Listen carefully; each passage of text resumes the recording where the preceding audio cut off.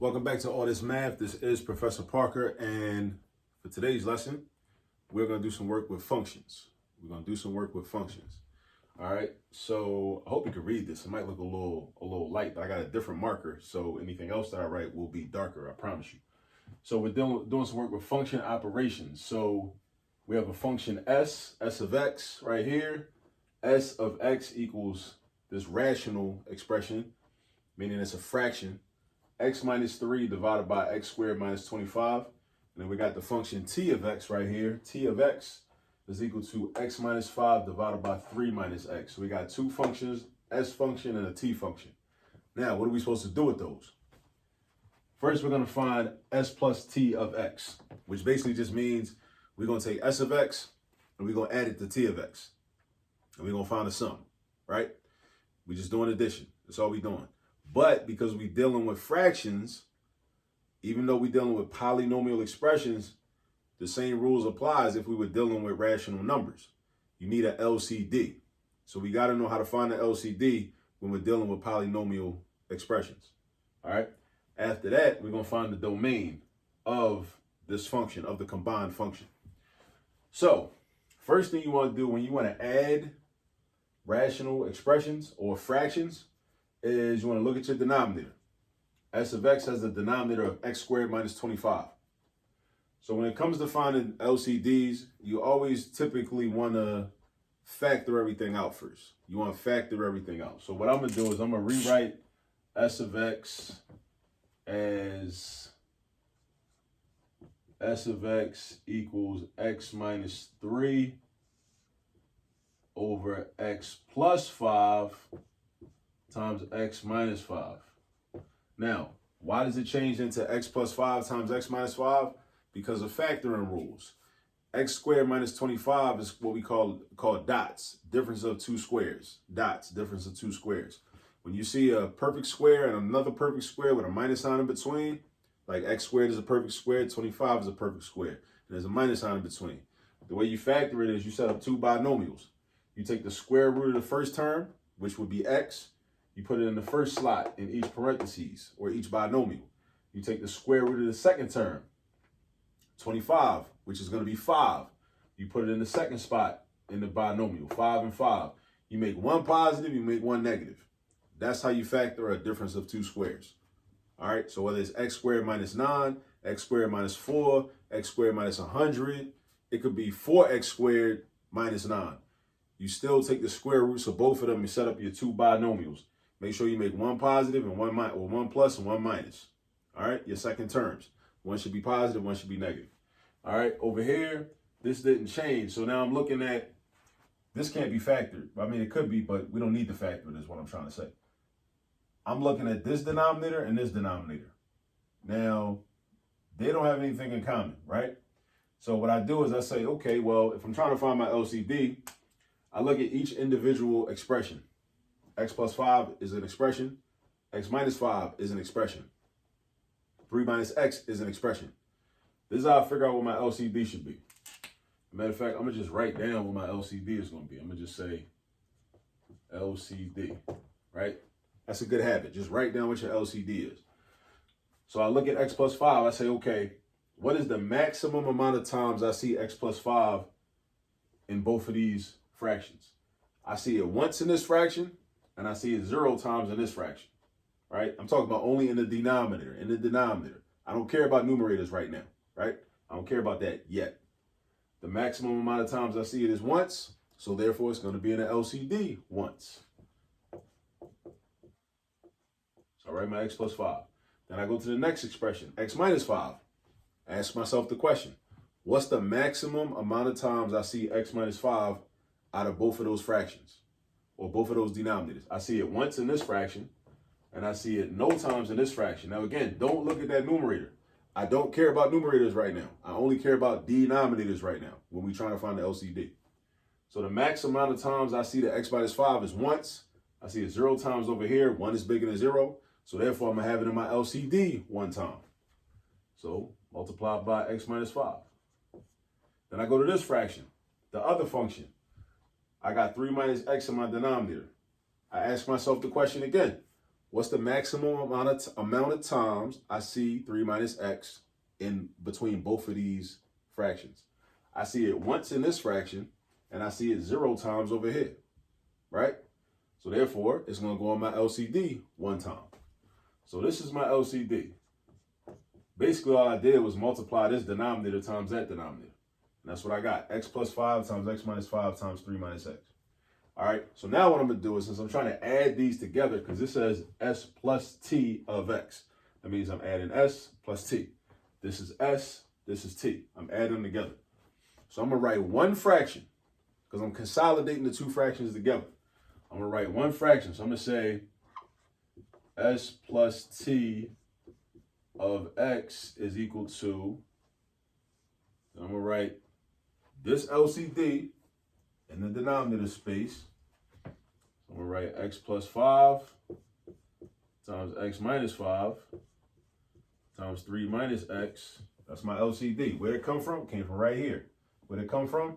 Basically just multiplying this denominator times that denominator. Basically, for real, for real. Now I got to figure out what my numerators are going to be. So to get the numerator from the original, from the s function, I got to take the LCD and divide it by the original denominator that it had. When I say original, I mean the factor form of it, not the non-factor form, right? So I got to take this LCD and divide it by the denominator of this.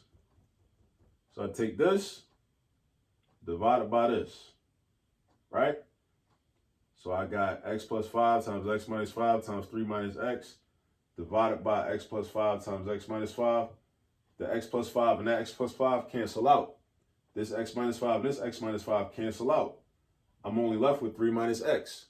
So whatever I'm left with, I take that and I multiply it by the original numerator. So I'm left with a 3 minus x. So therefore I write 3 minus x.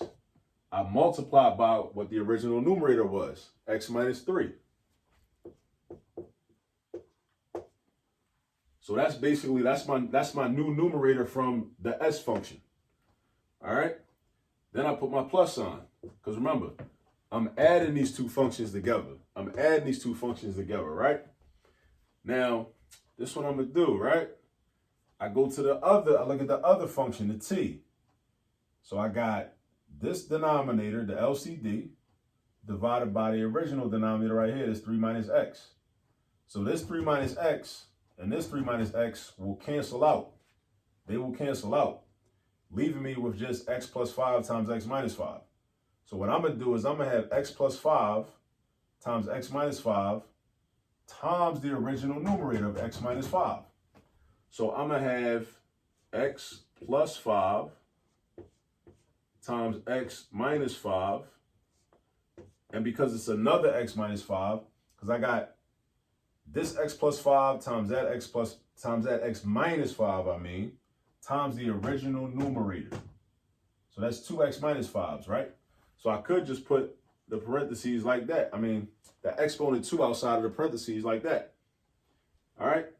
So now I just got to kind of clean this up and simplify it, right? Now, what I'm going to do is I'm going to look at this first part, right? This 3 minus x times x minus 3. These are exact opposites. So what I could do in order to make them exactly the same, I could factor out a -1. This is an algebra trick. Whenever you're dealing with expressions that are exact opposites, like x minus 3 and 3 minus x, those are exact opposites. Because this 3 is negative, this 3 is positive. This x is positive, this x is negative.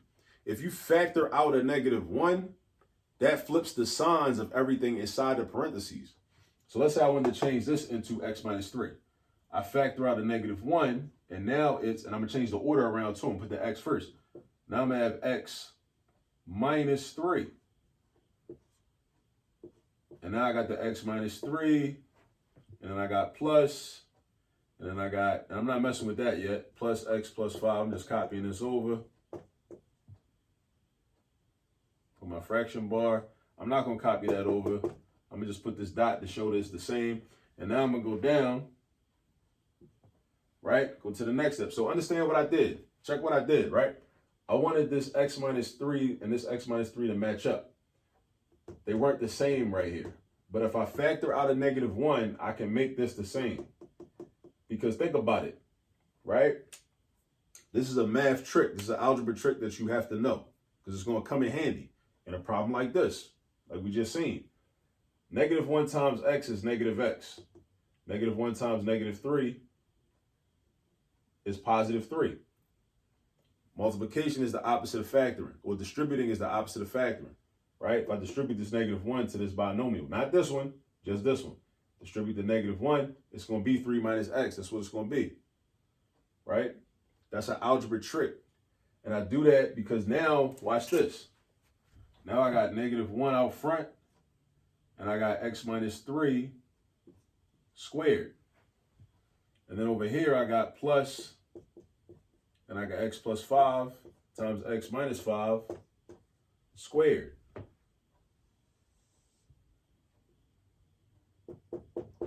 And when I put these dots, that just signifies that I'm referring to the LCD. I just didn't want to write it over again, right?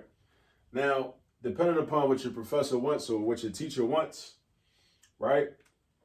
They may want you to simplify this, multiply it out, and then simplify this and simplify that, and then, you know, multiply everything out and then try to combine all the like terms. They may want you to do that. I mean, we could do that, you know, if that's what you want, if that's what you're into. Let's first do something with this x minus 3 squared, right? X minus 3 squared is the same thing as just x minus 3 times x minus 3. And that's a special product. That's what we call a special product, right? So really all that's equal to is just this, right? It's equal to, so write your -1 out front, and then write x squared minus 6x plus 9, right? Because if I did the FOIL method, I would be doing x times x to get the x squared. I'd be doing -3 times x. I'd be doing that twice. And then I would add those together, and I would get -6x. And then I would do -3 times -3, and I would get +9. So that's how I got that. And then over here, this is a little weird because I got the x plus 5, but then this is two binomials already. So I got x plus 5. And then basically I do the same thing with this x minus 5 squared that I did with this x minus 3 squared because it's a special product, right? So I got x squared minus 10x plus 25, right? Draw my fraction bar, put my 3 dots, right? Now what I want to do is I'm going to distribute this -1 to these. So I'm going to have -x squared plus 6x minus 9. Then over here, I got to distribute this x plus 5 to the x squared minus 10x plus 25. So what we're going to have? We're going to have plus x to the third minus 10x squared. I'm just multiplying x by all 3 of these. And then I'm going to multiply 5 by all 3 of these. So x times x squared gave me my x to the third. X times -10x gave me -10x squared. X times 25 gave me my 25x. Then I'm going to do the 5. I'm going to hit everything with the 5. 5 times x squared is plus 5x squared. 5 times -10x is minus 50x. 5 times 25 is plus 125. All right. Now, draw your fraction bar. Put your dots. Now, what I'm going to do is I'm going to go up here. Kind of going backwards, but bear with me. Right? So now I'm going to combine like terms, right? So I'm going to just mark everything on that's alike. I see x squared terms. I'm going to circle those. And then I see x to the first power terms. I'm going to put a check mark over those. And then any constants, I'm going to put a horizontal bar over top of those, just to label them. -9, +125. All right. Now, again, this is if your teacher or your professor even requires that you do this. They might have just been cool with you just leaving the problem like this, right? Like it was in this step. You know, you could have probably just did that. But it depends, you know, on teaching styles. All right. So now let's combine like terms. Well, the x to the third doesn't have a like term, so let's write that first. So we got x to the third, and then -x squared. And we usually go in order of descending order of degree or descending order of exponents. So then we're going to go to the x to the second power terms. So negative x squared minus 10x squared is negative 11x squared. And then negative 11x squared plus 5x squared is negative 6x squared. So I got minus 6x squared, right? Now go to the x terms, or the x to the first power terms. I got check marks over those. So I do 6x plus 25x is going to be 31x. 31x minus 50x. Make sure that's a minus sign. It looks like a plus sign because I drew a circle around this drawing right here, right? So I got 6x plus 25x is 31x. And the 31 take away 50 is negative 19. So that's negative 19x. And then for the constants, that's all we left with, the constants. This 9 or this negative 9. It's not a 9, it's a negative 9. This negative 9 and this positive 125. This negative 9 and positive 125. That's the same as saying 125 take away 9. 125 take away 9 is 116. So that's plus 116. So that's your numerator. And your denominator is the same. It's, what we got? X plus 5 times x minus 5 times 3 minus x, right? Now you want to keep your denominator expanded because when it comes time to identify your domain, you want to be able to see all the different parts of your denominator that will determine what your domain is. So now we look for what we call domain restrictions. Domain restrictions, meaning what can't your domain be, or what can x not be? Since this is a fraction, right? The combination of these two functions, x cannot be any number that's going to make your denominator 0. Your denominator can't be 0. Why, you might ask? Because if your denominator was 0, that makes the whole fraction undefined. You can't have 0 for a denominator ever. It's undefined if that happens, right? That's not real. We can't divide by 0, right? It's undefined. So any number, any value for x that's going to make this whole fraction undefined is something that x can't be. We call that a domain restriction. So that means that the domain can be any value of x except for one of those numbers. All right. So we say if I know x plus 5 is part of the denominator, then that means that x can't be negative 5.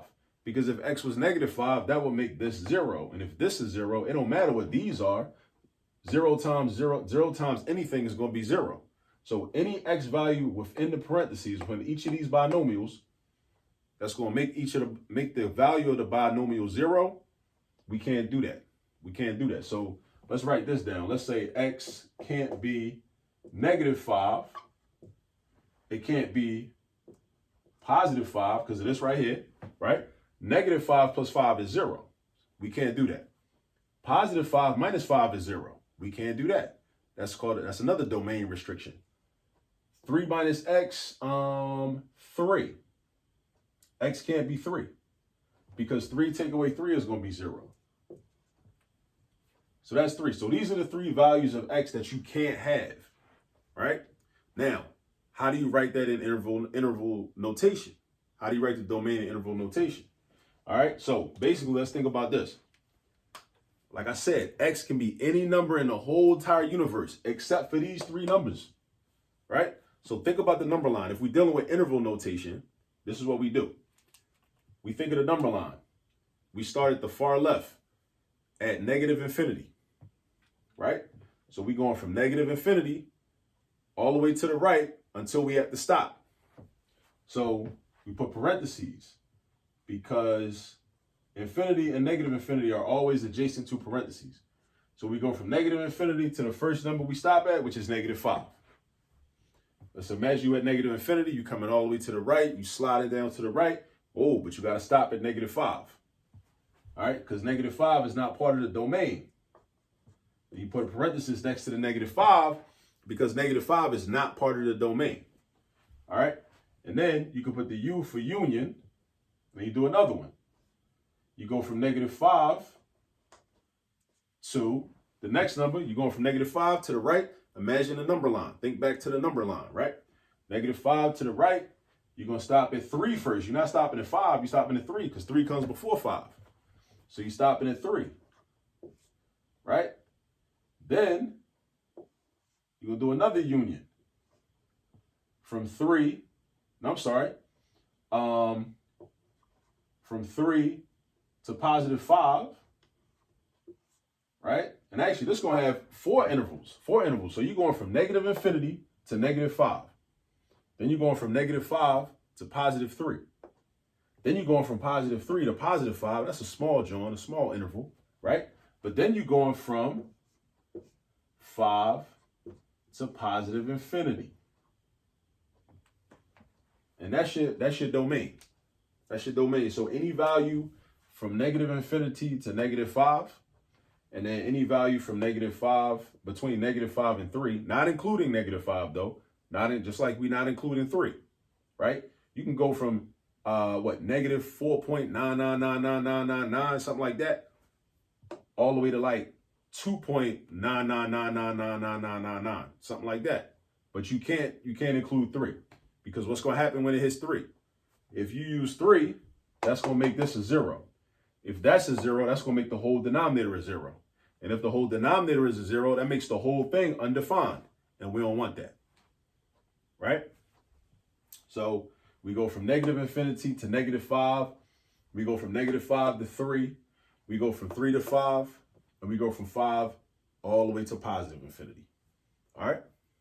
So I know this was a lot of work, but I mean, this is it's all in the game. It's all in the game. I mean, this is function notation and function operations, right? We got to know how to find the LCD when we're dealing with polynomials or rational expressions. We got to know how to do that. We got to pay attention to all the details, make sure that we don't make careless mistakes, and we got to know how to combine like terms. We got to know how to multiply and distribute. We got to know how to factor, how to get this into this. X squared minus 25, how does that become x plus 5 times x minus 5? We got to know how to find the LCD, what the LCD rules are. And then after we do all of that, we got to know how to find the domain. The domain. What are the x values that we can have? What are the x values that we can't have? Like, think of a domain restriction. Like somebody say, you can have anything in my refrigerator. You my house guest. I love you. We cool. You can have anything in my refrigerator except don't eat that half of a chicken cheesesteak that I got left in there. Don't eat that. You can eat anything else in there, but just don't mess with my half a chicken cheesesteak. Don't mess with that. When I come home, I plan on eating that. So don't eat that. Anything else in the fridge, you're welcome to it. That's what a domain restriction is. X can be any number it want to be. It can't be these 3. It just cannot be these 3. It can't be -5, can't be +5, can't be 3. All right. So now I showed you how to do these problems. Now, the key is for you to practice. Go get some practice, and I'll catch up with y'all in the next video. All right. Peace.